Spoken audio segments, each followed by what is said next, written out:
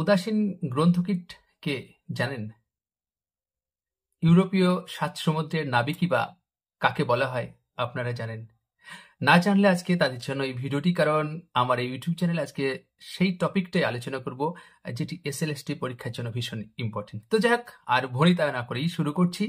প্রমথ চৌধুরী অর্থাৎ বীরবল, যার ছদ্মনাম, তার দুটি কাব্যগ্রন্থ সে সম্পর্কে বিশদ আলোচনা করব, তার প্রবন্ধ গ্রন্থ এবং তার ছোট গল্প সম্পর্কে, ছোট গল্প সংকলন সম্পর্কে অসংখ্য তথ্য আপনাদের সামনে উপস্থাপন করব এবং শিওর দেব যে এর বাইরে কোনো প্রশ্ন পরীক্ষা আসবে না, এতটা পর্যন্ত গ্যারান্টি দেয়। তবে তার আগে আপনাদের কাছে বলি, এই তথ্যগুলো পেতে হলে আপনাদের অবশ্যই ভিডিওটি পুরো দেখতে হবে। এখানে কোনো শর্ত সাপেক্ষ নয়, কারণ আপনারা নিজেরাই দেখলেই দেখতে পাবেন যে এখানে সত্যি তথ্যগুলো আছে কি নেই এবং এর বাইরে আসার সম্ভাবনা আছে কিনা। তো যাই হোক, আর কথা না বাড়িয়ে শুরু করছি।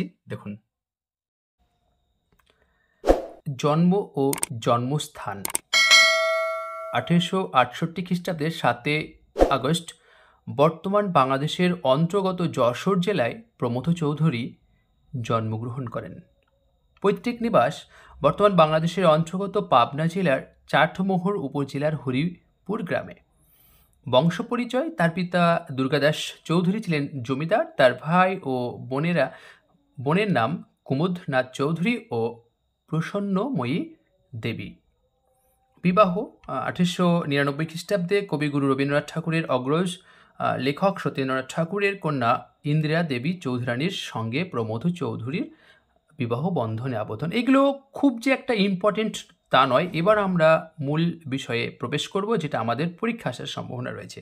বীরবল অর্থাৎ ছদ্মনাম তার বীরবল, এবং এই ছদ্মনামে তিনি বৈশাখ 1309, ইংরেজি যদি দেখি তাহলে 1902 খ্রিস্টাব্দে প্রথম ভারতী পত্রিকায় লেখা শুরু করছেন। উপাধি বা অভিধা: উদাসীন গ্রন্থকীট নামে পরিচিত, এবং এই উদাসীন গ্রন্থকীট কে দিচ্ছেন দেখুন, কে বা কার উপাধি অভিহিত করেন, যে সাহিত্য পত্রিকার সম্পাদক সুরেশচন্দ্র সমাজপতি। এটি ভীষণ ইম্পর্টেন্ট যে উদাসীন গ্রন্থকীট প্রমথ চৌধুরীকে কে বলছেন। তারপরে বাংলা সাহিত্যে চলিত ভাষারীতির প্রবর্তক বলা হয়, তারপরে মনন প্রধান সাহিত্যিক বলা হয়, তারপরে ইউরোপীয় সাহিত্যের সাত সমুদ্রের নাবিক বলা হয়, যেটা শুরুতেই আমি বলেছিলাম। কৃষ্ণ নাগরিক কবি কেন বলা হচ্ছে একটু দেখে নিই, যে প্রমথ চৌধুরীকে কৃষ্ণনগর দিয়েছে ভাষা ও রূপ জ্ঞানের মোহন মন্ত্র, তাই তিনি কীর্তিমান হয়েও পরিণত বয়সে কৃষ্ণনগরের কথা ভুলতে পারেননি। এই কারণে বারবারই নিজেকে কৃষ্ণ নাগরিক বলে পরিচয় দিয়েছেন, তাই তাকে আমরা কৃষ্ণ নাগরিক কবি বলতে পারি।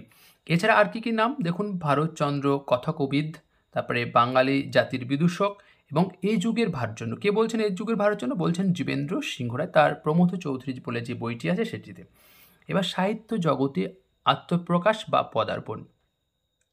প্রমথ চৌধুরী মাত্র 22 বছর বয়সে স্বর্ণকুমারী দেবীর সম্পাদিত ভারতী পত্রিকায় 1297 বঙ্গাব্দের, মানে ইংরেজি 1890 খ্রিস্টাব্দে জ্যৈষ্ঠ সংখ্যায় তার জয়দেব প্রবন্ধ রচিত বা প্রকাশিত হয়, এবং এই প্রবন্ধের মধ্য দিয়েই প্রমথ চৌধুরী সাহিত্য জগতে পদার্পণ করেন। ভীষণ ইম্পর্টেন্ট। কখনো কখনো দিতে পারে যে প্রমথ চৌধুরী কোন প্রবন্ধের মধ্য দিয়ে সাহিত্য জগতে পদার্পণ করেন। প্রথম প্রকাশিত ছোট গল্প প্রমথ চৌধুরীর ফুলদানি ছোট গল্প প্রকাশিত হচ্ছে, এবং এই ছোট গল্পটি প্রমথ চৌধুরীর প্রথম প্রকাশিত ছোট গল্প। যখন ছোট গল্প নিয়ে আলোচনা করব তখন এই সম্পর্কে আরও বিস্তারিত আলোচনা আছে, যেহেতু আমাকে বিষয়টাকে অল্প সময়ের মধ্যেই করতে হবে, তাই প্রথম প্রকাশিত কবিতা, প্রমথ চৌধুরীর প্রথম প্রকাশিত কবিতা হলো সনেট, এবং এটি একটি সনেট ধর্মী রচনা, এবং পরবর্তীতে এই কবিতাটি তার প্রথম যে কাব্যগ্রন্থ সনেট 50 অন্তর্গত হয়, এবং চিত্তরঞ্জন দাশের ভ্রাতা P.R. দাশের অনুরোধে কবি সনেট লিখতে শুরু করেন। এখানে একটা ছোট্ট তথ্য দিয়ে রাখলাম যে P.R. দাশের অনুরোধে তিনি কিন্তু সনেট লিখছেন। কর্মজীবন যতটা না ইম্পর্টেন্ট তার থেকে একটু আমরা দেখে নিই অন্তত। প্রমথ চৌধুরী কিছুদিন কলকাতা হাইকোর্টের আইন ব্যবসা করেন এবং কিছুকাল কলকাতা বিশ্ববিদ্যালয় আইন কলেজে পড়ান।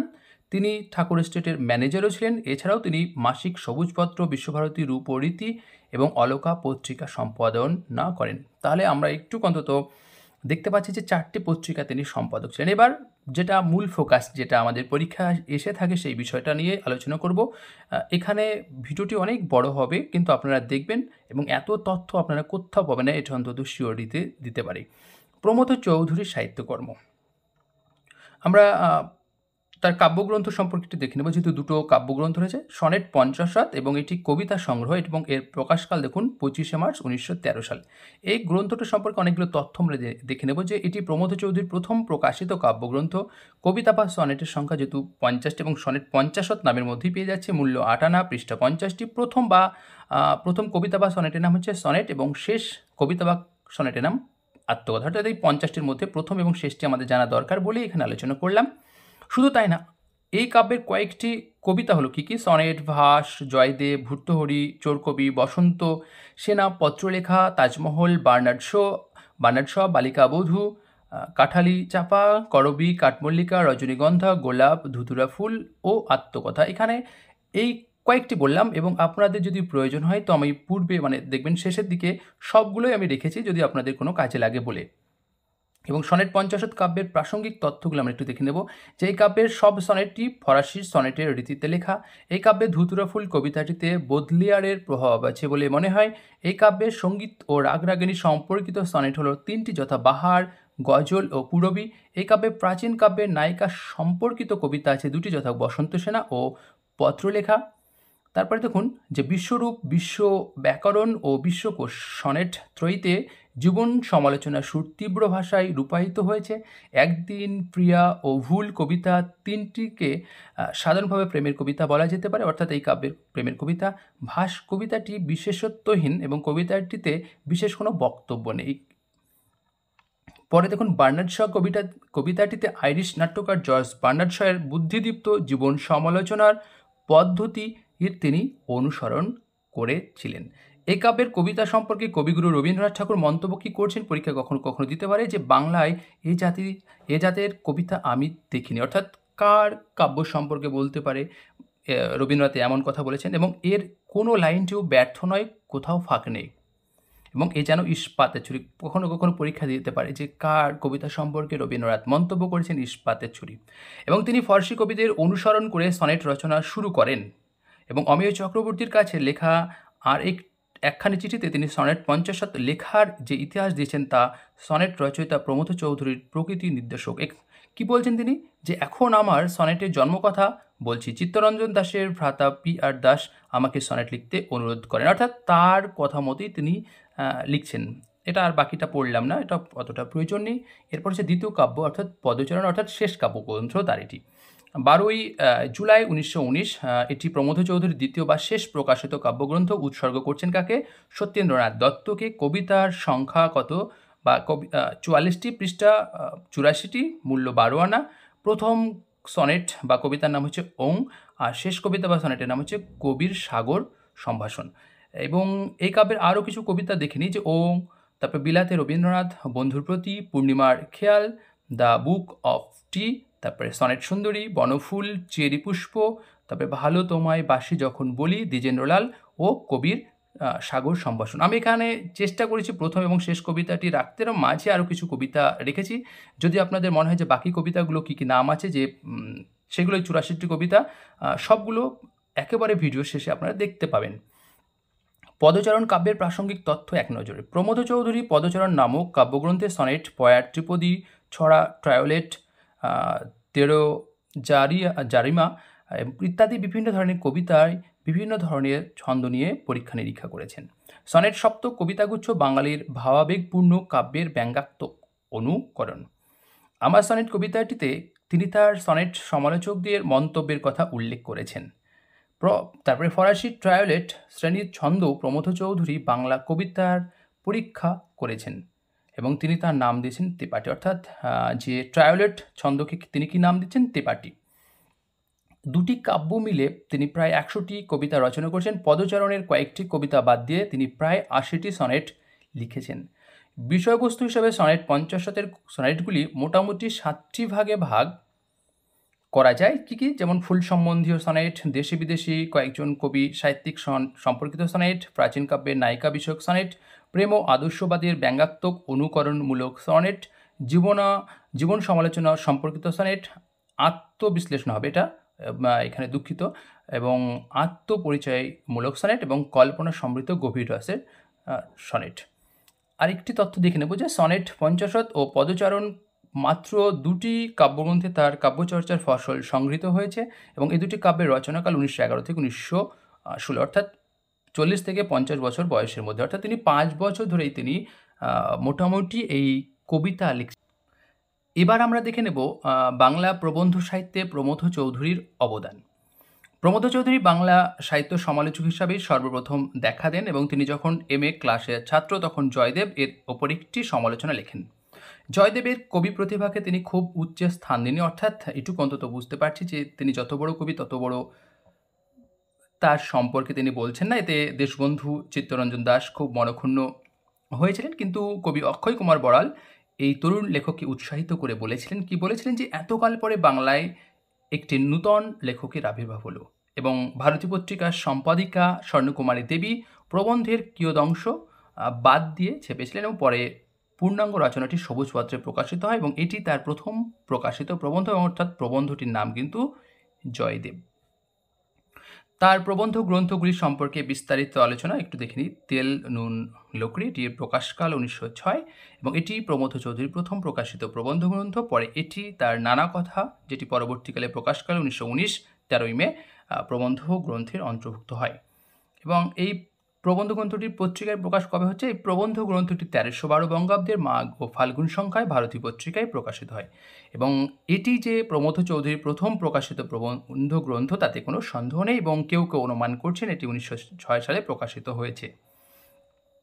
পৃষ্ঠা 48, বিষয় কি? এই প্রবন্ধ গ্রন্থটিতে ইঙ্গবঙ্গ জীবনের বিভিন্ন দিক ও তার প্রয়োজনীয় সংস্কার সম্বন্ধে আলোচনা। পরের প্রবন্ধ গ্রন্থ বীরবলের হালখাতা, 23 সেপ্টেম্বর 1917। এটা অতটা ইম্পর্টেন্ট নয়, আমরা উৎসর্গ দেখে নিই যে উৎসর্গ রবীন্দ্রনাথ ঠাকুর কে করছেন। পৃষ্ঠা সংখ্যা 278। গুরুত্ব কেন? যেটি প্রমথ চৌধুরীর দ্বিতীয় প্রকাশিত প্রবন্ধ গ্রন্থ। এই প্রবন্ধ গ্রন্থটি তিনি বীরবল ছদ্মনামে রচনা করেন এবং এটি বাংলার সাথে প্রথম বিদ্রোপাত্মক প্রবন্ধ গ্রন্থ। এখানে বানানটি নেই প্রবন্ধ গ্রন্থ, তার জন্য দুঃখিত। এবং প্রবন্ধের সংখ্যা 30টি এবং এই গ্রন্থের প্রথম প্রবন্ধ হচ্ছে হালখাতা এবং শেষ প্রবন্ধের নাম হচ্ছে ফাল্গুন। এবং বীরবল যে বীরবলের হালখাতা সংকলনটি বিচিত্র বিষয়াশ্রয়ী যদি আমরা দেখি এবং এর প্রবন্ধগুলো এখানে অনেকগুলো আছে, অত কিছু জানার দরকার নেই, 2-4টে আমরা একটু দেখে নিই। প্রথম প্রবন্ধ হচ্ছে হালখাতা, তারপরে হচ্ছে কথার কথা, তারপরে আমরা ও তোমরা, আপনারা দেখে নেবেন, সাল তারিখ এখানে রয়েছে। মলাট সমালোচনা, সাহিত্যের চাবুক, তারপরে তর্জমা এটি, তারপরে বইয়ের ব্যবসা, বঙ্গ সাহিত্যের নবযুগ, নোবেল প্রাইজ, কোন পত্রিকায় প্রকাশ হচ্ছে আমি সব উল্লেখ করছি না কারণ অনেকটা বড় হয়ে যাবে ভিডিওটি।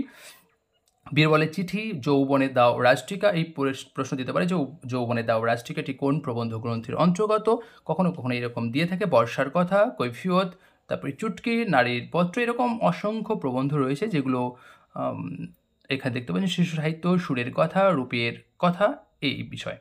এবং পরিমার্জিত দ্বিতীয় সংস্করণকে এই গ্রন্থের প্রথম 14টি প্রবন্ধ যোগে বীরবলের হালখাতা প্রবন্ধ গ্রন্থের দ্বিতীয় সংস্করণ, অর্থাৎ প্রথম পর্ব 1333 অর্থাৎ 1926 প্রকাশিত হচ্ছে। এবার তার তৃতীয় প্রবন্ধ গ্রন্থের নাম নানা কথা, 1919 সালের 13 মে, প্রবন্ধের সংখ্যা 21টি। এই প্রবন্ধ গ্রন্থের প্রথম প্রবন্ধের নাম হচ্ছে তেল নুন লকড়ি এবং শেষ প্রবন্ধের নাম হচ্ছে প্রাণের কথা। পৃষ্ঠা 362টি। সূচিপত্রগুলো আমরা দেখে নিই যে তেল নুন এটি হচ্ছে লকড়ি, এটি হচ্ছে আপনার ভারতী পত্রিকায়। তারপরে বঙ্গভাষা বনাম বাবু বাংলা ওরফে সাধু ভাষা, তারপরে সাধু ভাষা বনাম চলিত ভাষা, তারপরে বাংলা ব্যাকরণ, সনেট কেন চতুর্দশ প্রদী, তারপরে ব্রাহ্মণ মহাসভা, তারপরে সমাজপত্রের মুখপত্র, তারপরে সাহিত্য সম্মিলন, ভারতবর্ষের ঐক্য, ইউরোপের কুরুক্ষেত্র, বর্তমান সভ্যতা বনাম বর্তমান যুদ্ধ। কোন পত্রিকায় আলোচনা করছি না, কখনো কখনো এগুলো আসতে পারে বলেই নামগুলো অন্তত বলছি। আপনারা একটু বিখ্যাত পত্রিকাগুলো একটু মানে কোন প্রবন্ধগুলো কোন পত্রিকায় প্রকাশ হয় সেগুলো একটু দেখে নিন। তারপরে বস্তুতন্ত্র দা বস্তু কি, অভিভাষণ, তারপরে বর্তমান বঙ্গ সাহিত্য, এখানে উল্লেখই করা আছে কোন পত্রিকা, অলঙ্কারের সূত্রপাত, তারপরে আর্য ধর্মের সহিত বাহ্য ধর্মের যোগাযোগ, তারপরে আর্য সভ্যতার সঙ্গে বঙ্গ সভ্যতার যোগাযোগ, তারপরে ফার্সি সাহিত্যের বর্ণপরিচয়টি কখনো কখনো দিয়ে থাকতে পারে যে এটি কার প্রবন্ধ, তারপরে সালতা মামি, তারপরে হচ্ছে প্রাণের কথা। এরপর চতুর্থ প্রবন্ধ গ্রন্থ আমাদের শিক্ষা, প্রবন্ধের এবং প্রকাশকাল 1920, 25 আগস্ট। প্রবন্ধের সংখ্যা 7টি। প্রথম প্রবন্ধের নাম আমাদের শিক্ষা এবং শেষ প্রবন্ধের নাম নব বিদ্যালয় ভাষা শিক্ষা এটি। পৃষ্ঠা সংখ্যা 104টি, মূল্য 10 আনা এবং প্রথম প্রবন্ধটি বাদে বাকি সবই অন্যের অনুরোধে লেখা এই গ্রন্থের। কী প্রবন্ধগুলো দেখে নিই একটু। যে আমাদের শিক্ষা, তারপরে বাংলার ভবিষ্যৎ, বই পড়া, আমাদের শিক্ষা ও বর্তমান জীবন সমস্যা, নববিদ্যালয়, নববিদ্যালয় 2, নববিদ্যালয় ভাষা শিক্ষা। এবং এই গ্রন্থের ভূমিকায় তিনি কি বলছেন, যে ভূমিকা লেখক বলছেন যে 7টি প্রবন্ধ একত্র করে ছাপাচ্ছি তার প্রথমটি বাদে বাকি কটি সবই ফরমায়েশি লেখা, অর্থাৎ পরের অনুরোধে লেখা। 5 নম্বর তার প্রবন্ধ গ্রন্থ 2 ইয়ার্কি এবং প্রকাশকাল 1921, তবে ভূমিকায় তারিখ পাওয়া যাচ্ছে 29শে জুলাই 1920, এবং এটিও কিন্তু বীরবল ছদ্মনামে রচনা। প্রবন্ধের সংখ্যা 5টি, মূল্য 8 আনা। প্রথম প্রবন্ধের নাম হচ্ছে 2 ইয়ার্কি এবং শেষ প্রবন্ধের নাম যুগ। প্রবন্ধগুলো কী? 2 ইয়ার্কি, তারপরে দেশের কথা 1, দেশের কথা 2, রায়তের কথা এবং নবযুগ। পরে আমরা দেখে নেব বীরবলের টিপ্পনী। প্রথম প্রবন্ধের নাম হচ্ছে কংগ্রেসের দলাদলি, শেষ প্রবন্ধের নাম গর্জন সরস্বতী সংবাদ। কখনো প্রথম প্রবন্ধ এবং শেষ প্রবন্ধ দেয় বলেই আমি আলোচনা করছি। বাকি প্রবন্ধগুলো দেখে নিই। যে কংগ্রেসের দলাদলি এত বড় কিংবা কিছু নয়, সাহিত্য বনাম পলিটিক্স, টিকা ও টিপ্পনী, এটি ভীষণ ইম্পর্টেন্ট। টিকা ও টিপ্পনী কোন প্রবন্ধ গ্রন্থের অন্তর্গত? পত্র, তারপরে গত কংগ্রেস পরিশিষ্ট, তারপরে গুলিখোরের আবেদনপত্র, তারপরে গর্জন সরস্বতী সংবাদ। রায়তের কথা, এটি ভীষণ ইম্পর্টেন্ট এই কারণে, কারণ 1926 সালে লেখা এবং এটি যে ভূমিকা লিখে দিচ্ছেন কিন্তু রবীন্দ্রনাথ ঠাকুর। এটা ভীষণ ইম্পর্টেন্ট, পরীক্ষা দিতে পারে যে কোন প্রবন্ধ গ্রন্থের ভূমিকা রবীন্দ্রনাথ লিখে দিচ্ছেন। পৃষ্ঠা সংখ্যা 11টি, ভূমিকা ও টিকা এইসব এবং এইসব নিয়ে দেখুন। আর মূল্য হচ্ছে 12 আনা। প্রবন্ধের সংখ্যা রবীন্দ্রনাথের ভূমিকা সহ 5টি। কী?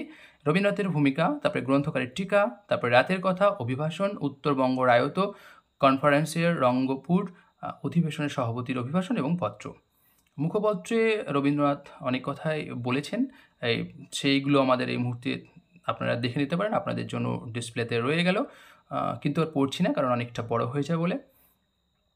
এরপর হচ্ছে নানা চর্চা 1932, উৎসর্গপত্রের তারিখ কিন্তু 1 মার্চ 1932। উৎসর্গ, এটি কিন্তু অতুল চন্দ্র গুপ্তকে উৎসর্গ করছেন। 14টি প্রবন্ধ রয়েছে, পৃষ্ঠা 276টি, মূল্য 1.5 আনা এবং প্রথম প্রবন্ধের নাম হচ্ছে ভারতবর্ষের জিওগ্রাফি এবং শেষ প্রবন্ধের নাম হচ্ছে গোল টেবিল বৈঠক।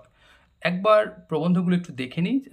ভারতবর্ষের জিওগ্রাফি, হিন্দুস্তান, মহাভারত ও গীতা, বৌদ্ধ ধর্ম, হর্ষচরিত, পাঠান বৈধ রাজকুমার বিজুলিখা, এটি কখনো কখনো পরীক্ষা দিতে। এই প্রবন্ধটি কোন গ্রন্থের অন্তর্গত? তারপরে বীরবল, তারপরে ভারতচন্দ্র, এগুলো ভীষণ ইম্পর্টেন্ট।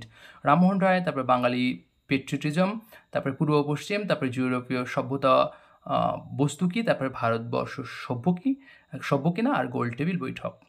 ভীষণ ইম্পর্টেন্ট এগুলো। এরপর হচ্ছে ঘরে বাইরে, কখনো কখনো দিতে পারে যে ঘরে বাইরে প্রবন্ধ গ্রন্থটিকার। অনেকে হয়তো গুলিয়ে ফেলে রবীন্দ্রনাথ করতে পারেন, কারণ রবীন্দ্রনাথ ঘরে বাইরে উপন্যাস লিখেছেন। এই 24শে নভেম্বর 1936 উৎসর্গ করছেন সত্যেন্দ্রনাথ বসুকে। পৃষ্ঠা 127, মূল্য 1 টাকা এবং এই প্রবন্ধ সংগ্রহের 9টি প্রস্তাব আছে। প্রথম প্রস্তাবটা একটু দেখে নিই আমরা। কি যে প্রথম প্রস্তাব 1340 সালে আন্তর্জাতিক ক্ষেত্রে অর্থনৈতিক ও রাজনৈতিক বিরোধ, হিন্দু সমাজ থেকে অস্পৃশ্যতা দূর করবার জন্য মহাত্মা গান্ধীর অনশন ইত্যাদির আলোচনা। অনেকগুলো প্রস্তাব আছে, আমি আস্তে আস্তে একটু পেজটা করছি, আপনারা দেখে নিতে পারেন। এত আলোচনা করার সময় নেই কারণ অনেকটা বড় হয়ে যাবে বলে আমি স্লো করছি একটু, আপনারা পরে দেখে নেবেন। আপনাদের হয়তো কোনো কাজে আসতে পারে। এই মোটামুটি এই।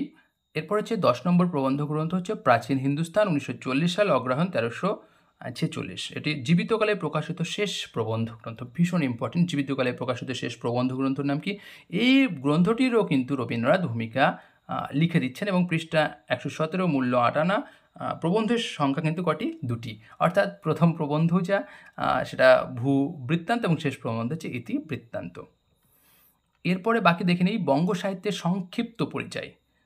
এটি সূচিপত্র কীরকম যে দেখে নিই। এটা 1944 সালে এটি প্রকাশিত। কলকাতা বিশ্ববিদ্যালয়ে গিরিশচন্দ্র ঘোষ প্রদত্ত বক্তৃতা, অর্থাৎ গিরিশচন্দ্র ঘোষের জন্য তিনি যে বক্তৃতা দিচ্ছেন কলকাতা বিশ্ববিদ্যালয়ে, সেটিরই সংক্ষিপ্ত নাম হচ্ছে বঙ্গ সাহিত্যের সংক্ষিপ্ত পরিচয়। এবং কী বিষয়? যে বাংলা ভাষা সম্বন্ধে খানিকটা আলোচনার পর নবাবী আমল ও ইংরেজি আমলের বাংলা সাহিত্যের অতি সংক্ষিপ্ত পরিচয় দেওয়া হয়েছে। প্রকাশনা কলকাতা বিশ্ববিদ্যালয়, কলকাতা, পৃষ্ঠা 17, মূল্য 8 আনা।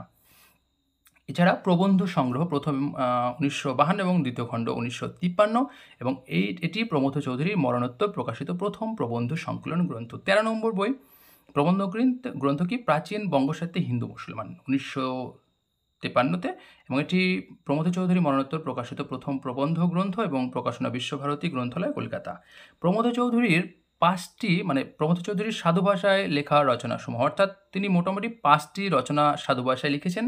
সেগুলো একটু দেখে নিই, কারণ যেহেতু তিনি চলিত ভাষার প্রবর্তক বলতে পারি এক কথায়। প্রথম হচ্ছে প্রবাস স্মৃতি, এটি গল্প, এবং এটি কিন্তু তার প্রথম মৌলিক গল্প যদি আমরা বলি।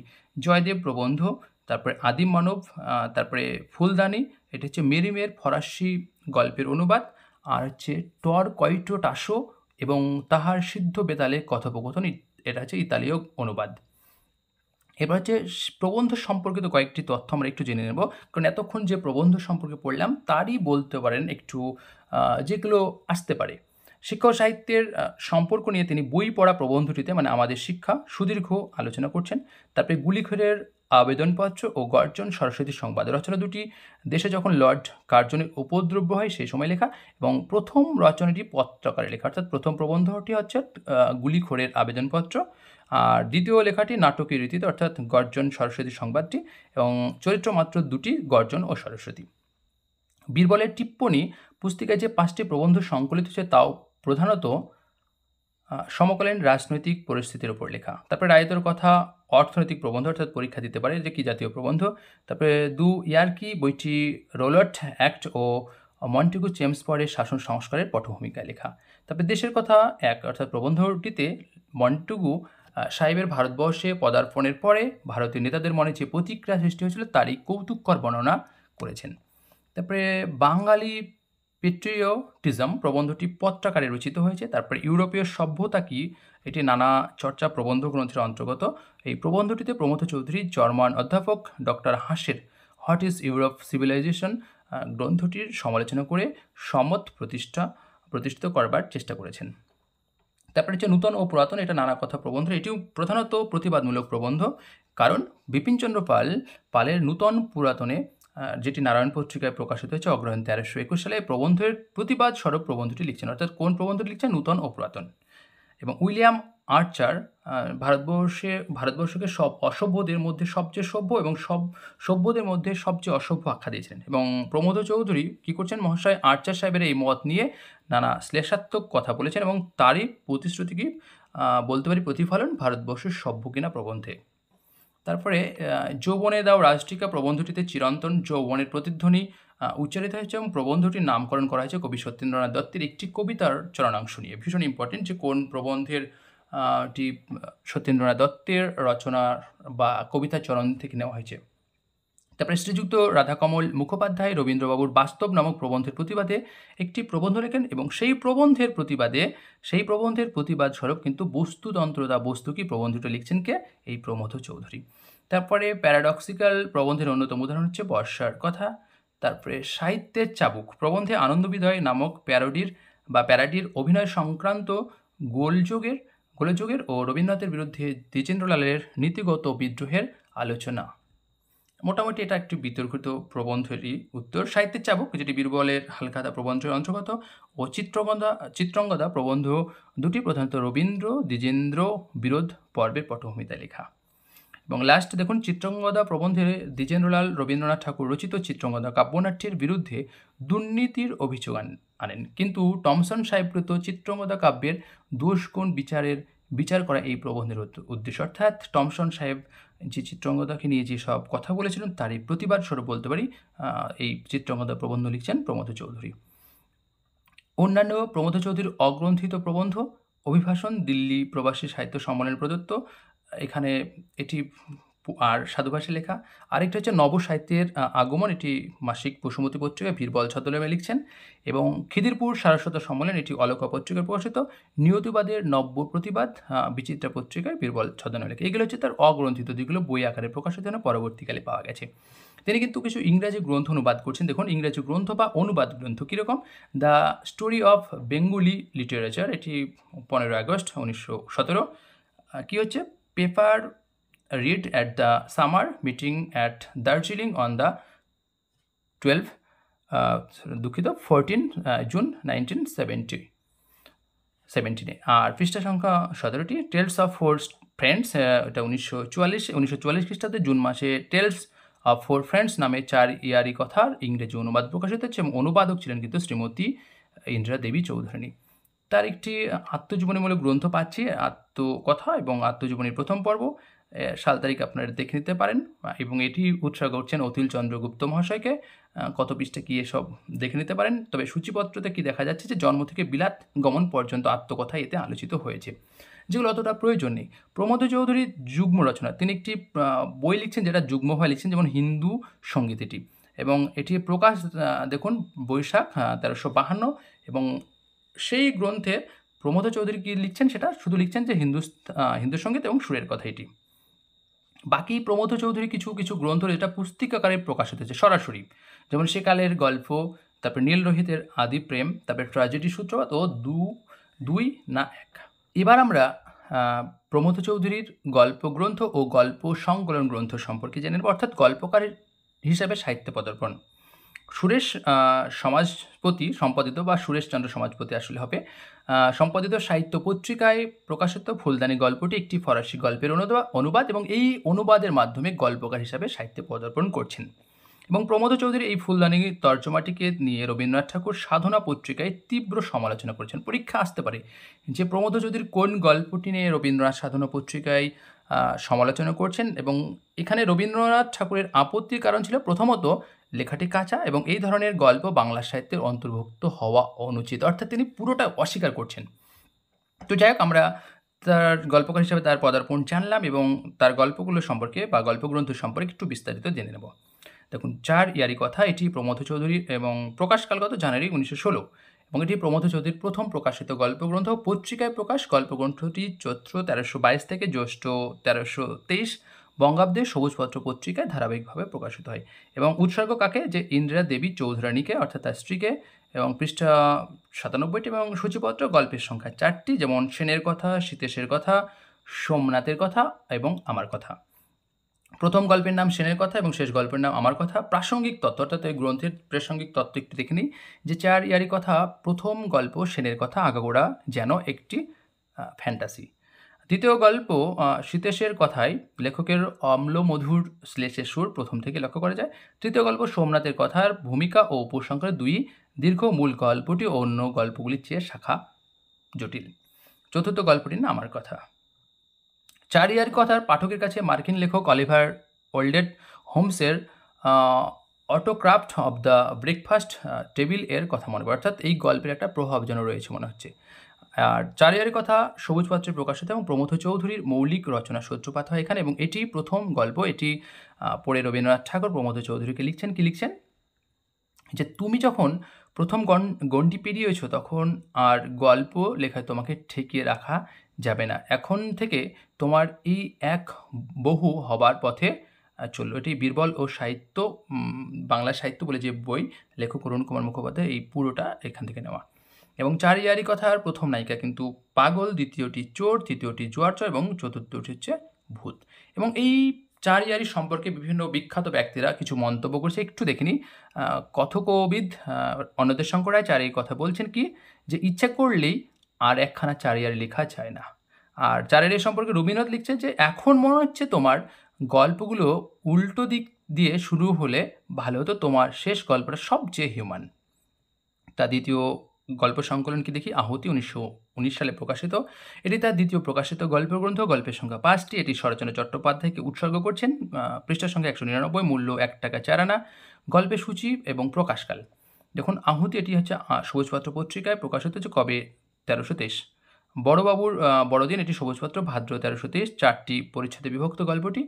তৃতীয় গল্পের একটি সাদা গল্পটি সবুজপত্র, অগ্রহায়ণ 1323, এবং বাঙালি মধ্যবিত্ত ঘরের বয়স্ক মেয়ের বিবাহের ট্র্যাজেডি চিত্রিত হয়েছে এই গল্পে।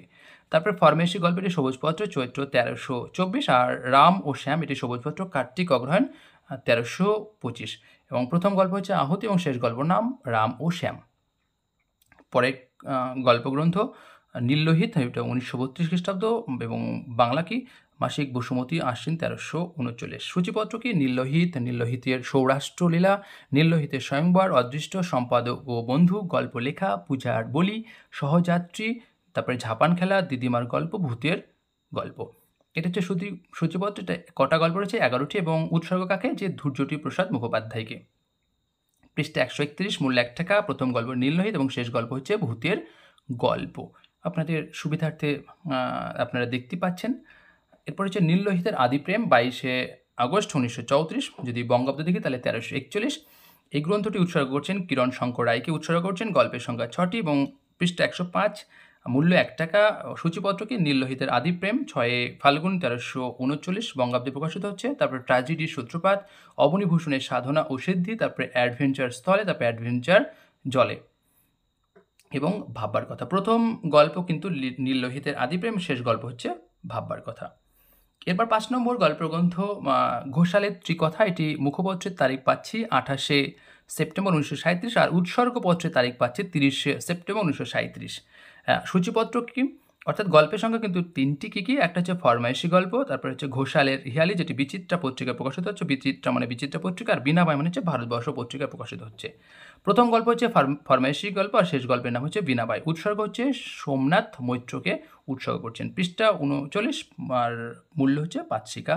এখানে একটা জিনিস দেখুন, বিএনজি সাহিত্য, এটা হচ্ছে আমার ইউটিউব চ্যানেল। আপনাদের যদি ভিডিওগুলো ভালো লেগে থাকে অবশ্যই আপনারা কোথাও না কোথাও শেয়ার করবেন এবং আপনারা অবশ্যই কেমন হয়েছে জানাতে ভুলবেন না। 6 নম্বরটা দেখুন, অনুকথা সপ্তক, এটি 1939 আর বঙ্গাব্দ 1346। উৎসর্গ শ্রী অমিয় চন্দ্র চক্রবর্তীকে উৎসর্গ করছেন, অর্থাৎ অমিয় চক্রবর্তী কিন্তু রবীন্দ্রনাথের যে সচিব। পৃষ্ঠা 59, মূল্য 1 টাকা। গল্প 7টি।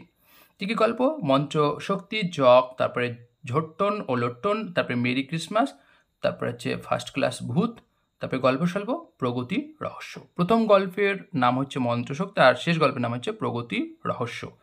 উৎসর্গপত্রে লেখক কি বলছে আপনারা দেখে নিতে পারেন।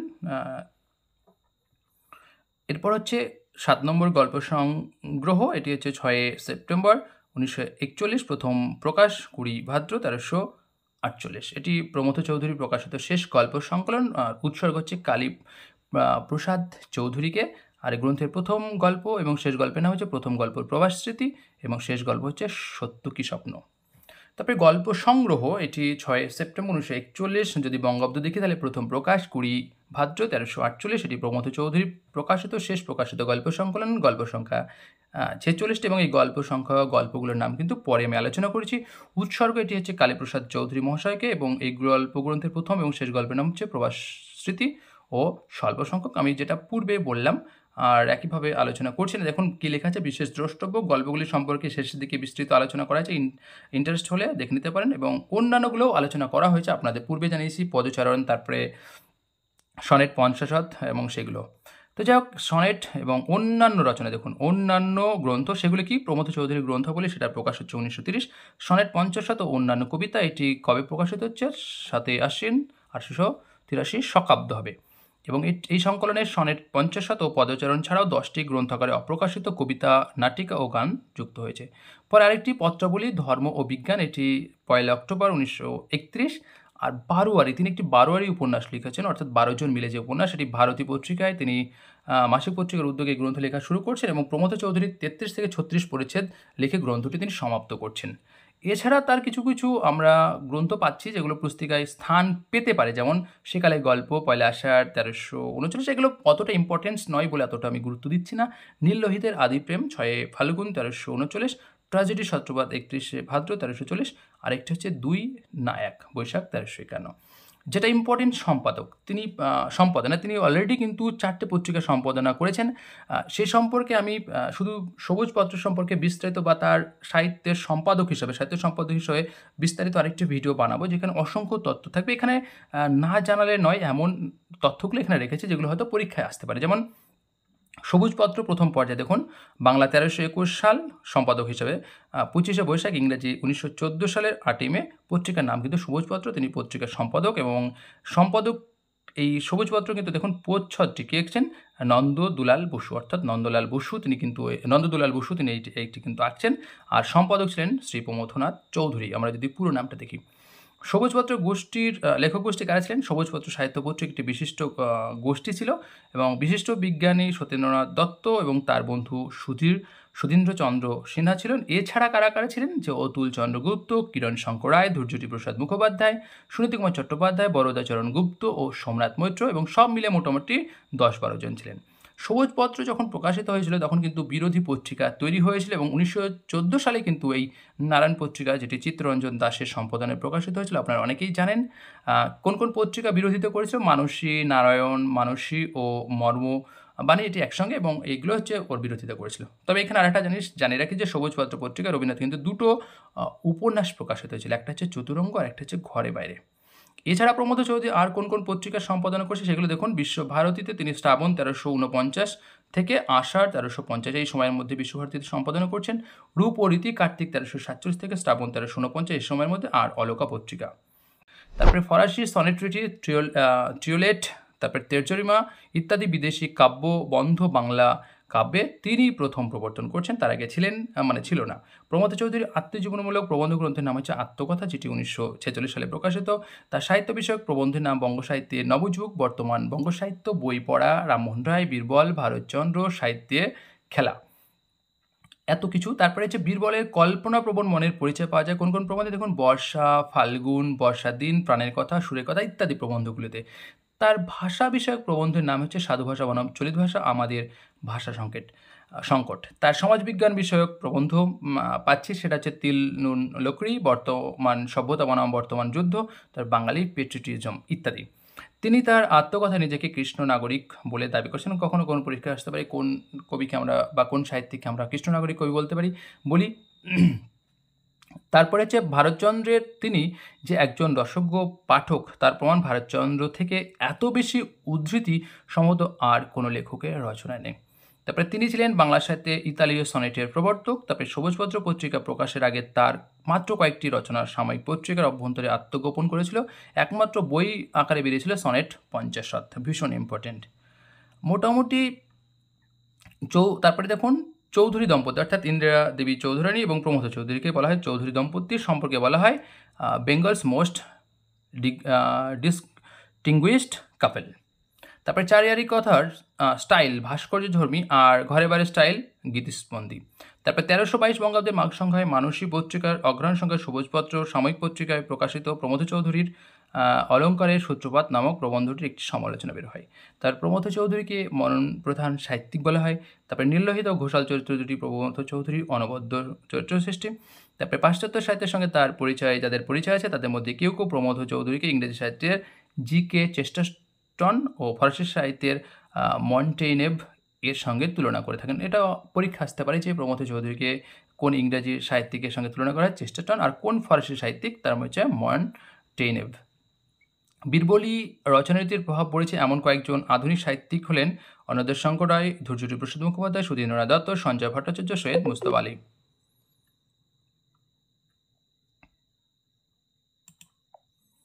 তারপরে দেখুন, বীরবলী ফলে ইউরোপীয় সাহিত্যের সাত সমুদ্রের নাবিক বলা হয় প্রমথ চৌধুরীকে। তারপরে প্রমথ চৌধুরী ভারতচন্দ্র রায়গুণাকরকে প্রাগধুনিক বাংলা সাহিত্যের শ্রেষ্ঠ শিল্পী বলে মনে করা হয়। তারপরে নই আই পুরাণীকে দূর কররে প্রমথ চৌধুরী তার আত্মকথায় দ্বিতীয় খণ্ডে এই গানটি উল্লেখ করেছেন। তারপরে তার প্রথম গদ্য রচনা স্বনামে প্রকাশিত ও বিশুদ্ধ সাধু ভাষায় লেখা হচ্ছে জয়দেব। বীরবল ছদ্মনামে লিখতে শুরু করেন ভারতী পত্রিকায়। কথা ভাষাশ্রয়ী বীরবলী রীতির এখানেই রীতিমতো সূত্রপাত হয়। তারপরে সনেট 50 প্রতিটি সনেটই ফরাসি রীতিতে রচিত। প্রমথ চৌধুরী গদ্য সাহিত্য, বীরবলী সাহিত্য নামে পরিচিত। প্রমথ চৌধুরী প্রথম মৌলিক গল্প প্রবাস স্মৃতি। উল্লেখযোগ্য পুরস্কার বা সম্মান কি পাচ্ছেন? 1937 থেকে 38 খ্রিস্টাব্দে তিনি নদিয়ার কৃষ্ণনগরে অনুষ্ঠিত একবিংশ বঙ্গের সাহিত্য পরিষদের সভাপতিত্ব গ্রহণ করেন। আর 1941 খ্রিস্টাব্দে অর্থাৎ তিনি কলকাতা বিশ্ববিদ্যালয় কর্তৃক জগত্তারিণী পদক লাভ করছেন। তার মৃত্যু 1946 খ্রিস্টাব্দে 2 সেপ্টেম্বর কলকাতায় প্রমথ চৌধুরী মৃত্যুবরণ করেন এবং মৃত্যুকালে তার বয়স হয়েছিল 78। এই যে এত কিছু, এটা আমি মোটামুটি কোথা থেকে সংগ্রহ করেছি দেখুন। প্রমথ চৌধুরী শ্রী জীবেন্দ্র সিংহ রায়, বীরবল বাংলা সাহিত্যে অরুণ কুমার মুখোপাধ্যায়, বাংলা সাহিত্যে প্রমথ চৌধুরী ডক্টর রথীন্দ্রনাথ রায়, তারপরে আত্মকথা শ্রী প্রমথ চৌধুরী শ্রী অতুল চন্দ্রগুপ্ত, তারপরে পত্রিকায় প্রকাশিত তার বিভিন্ন জীবন ও সাহিত্যকেন্দ্রিক গ্রন্থ, এবং শুধু তাই নয়, খেয়াল খাতা, বীরবলের হালখাতা, তারপরে ফরাসি সাহিত্যের বর্ণ পরিচয়, নানা পরিচয়।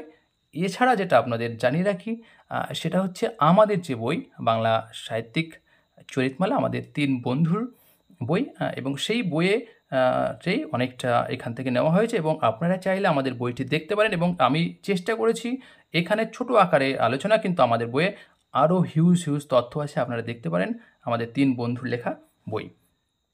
বিশেষ দ্রষ্টব্য, গল্প সংগ্রহ এবং সেইগুলো সম্পর্কে একটু তথ্য, আপনারা যে 46টি গল্পের কথা বলেছিলাম আপনারা দেখে নিতে পারবেন। সেই 46টি গল্প কোথায়, কোনভাবে, কীভাবে প্রকাশিত হয়েছে, এই যে দেখুন 46টি গল্প সব এখানে আলোচনা করা হয়েছে, তাদের নাম আছে, আপনারা একটু স্ক্রিনশট নিয়ে বা কোনোভাবে লিখে নিতে পারেন। কারণ ভিডিওটি এমনিই বড় হয়ে গেছে, কারণ যত বড় হবে ততই তো সমস্যা বা আপনাদের হয়তো বোরিং লাগবে। জানি না আপনাদের কতটা কাজে আসলো। এবং নীললোহিতের স্বয়ম্বর, এগুলো কী কী বিষয়ের ওপর ছোটো এবং প্রত্যেকটা গল্প সম্পর্কে এখানে একটু আলোচনা আছে, যেগুলো আপনাদের হয়তো কাজে আসবে এবং সেই বিষয় সম্পর্কে এখানে আলোচনা করা হয়েছে। সনেট 50-এর 50টি যে কবিতা, সেই কবিতাগুলো এখানে দেওয়া হলো। তারপরে পদচারণের কাব্যসূচিপত্র এখানে দেওয়া হলো, যেখানে কবিতা আছে 84টি সম্ভবত। সেই কবিতাগুলোর নাম আপনারা দেখে নিতে পারেন, যেগুলো আপনাদের কাজে আসবে। মোটামুটি এই ছিল আজকের আলোচনা। আমার ইউটিউব চ্যানেলটি আবারও জানালাম যে পিএনজি সাহিত্য। এছাড়া আমার ইউটিউব চ্যানেলটিতে নতুন এসেছেন যারা এখনও সাবস্ক্রাইব করেনি, অবশ্যই সাবস্ক্রাইব করে পাশে থাকবেন এবং অন্যদের কাছে শেয়ার করতে পারেন। শেয়ার করলে হয়তো আমার একটু ভালো হয়, যে আমার চ্যানেলটি সম্পর্কে হয়তো অনেকে ধারণা পাবে এবং এখানে যে এসএলএসটি বা নেট সেট বা পিএসসি বা অন্যান্য আনুষঙ্গিক, বিশেষ করে যারা কলেজ স্টুডেন্ট, তাদের অনেক কাজে আসবে। তো যাই হোক, আপনারা একটু শেয়ার করে এবং অবশ্যই লাইক এবং কমেন্টস করবেন। ধন্যবাদ। আর কথা না বাড়িয়ে এখানে শেষ করছি।